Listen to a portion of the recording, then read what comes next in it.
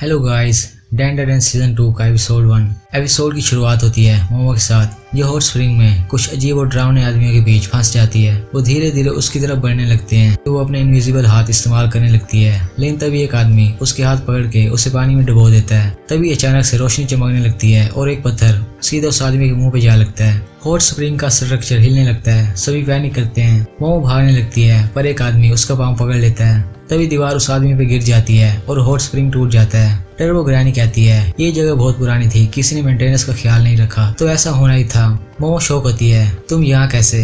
Granny बताती है मैंने साई की बात सुनी थी कि तुम इस घर में आने वाली हो जहाँ हॉट स्प्रिंग भी है, तो मैं तुम्हारे बैग में छुप के आ गई। तभी कम्युनिटी के लोग वहाँ जाते हैं और कीटो फैमिली के मेंबर्स के पीछे भागने लगते हैं। इसके बाद मोमो और ग्रैनी आगे बढ़ जाते हैं। मोमो पूछती है तुमने जीजी का घर ऑब्जर्व किया? मुझे तो कुछ अजीब नहीं लगा। ग्रैनी कहती है वो घर बहुत बुरा है, बहुत सारे इंसानों का खून पी चुका है। दूसरी तरफ उकारू और जीजी को तलिस्मान से भरा एक सीक्रेट रूम मिलता है। वो कहते हैं हमें पहले मोमो को बताना चाहिए। तभी डोरबेल बजती है। जीजी सोचता है शायद ये मोमो है, लेकिन सामने कीटो फैमिली की औरतें होती हैं। वो घर में घुस के खाने पीने की महफिल जमा लेती हैं। जीजी चुपचाप देख रहा होता है। तब उनमें से एक कहती है फिक्र की जरूरत नहीं, तुम्हारा रेंट माफ कर दिया है। ओकारू फुसफुसाता है इसका क्या मतलब है? जीजी बताता है मेरे पेरेंट्स हॉस्पिटलाइज थे तो इन्होंने रेंट माफ कर दिया। फिर वो औरत पूछती है तुम गायब क्यों हो गए थे?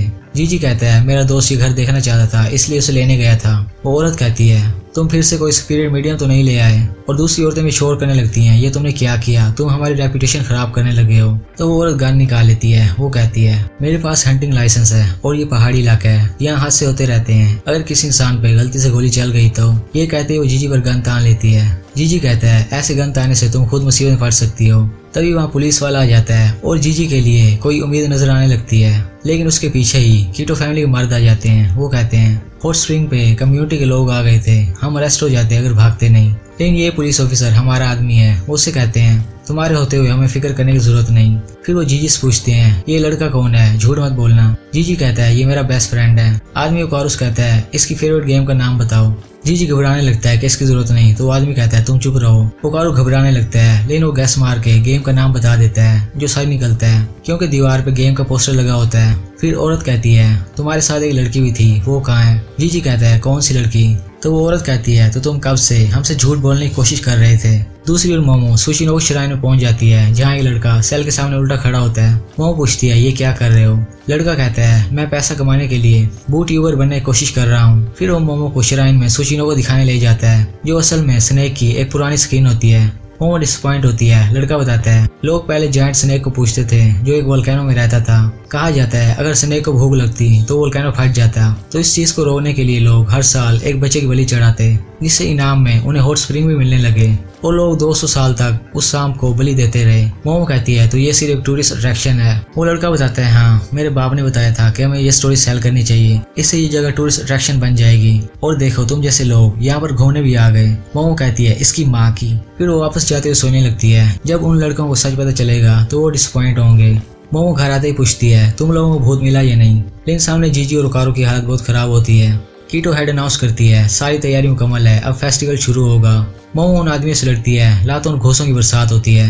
वो आदमी मोमो का कुछ नहीं बिगाड़ सकते। मोमो पूछती है तुम लोग हो कौन? तो उनकी बॉस मोमो से लड़ने आती है। मोमो इनविजिबल हाथ यूज करते हुए सोफा उठा के फेंकती है, लेकिन वो औरत इजीली बच जाती है। मोमो समझ जाती है उसके पास भी कोई पावर है। वो औरत मोमो को लात मारती है और मोमो सीक्रेट रूम की दीवार तोड़ते हुए अंदर जा गिरती है जो सारा तलिस्मान से भरा हुआ था। मोमो फिर से पूछती है तुम लोग हो कौन?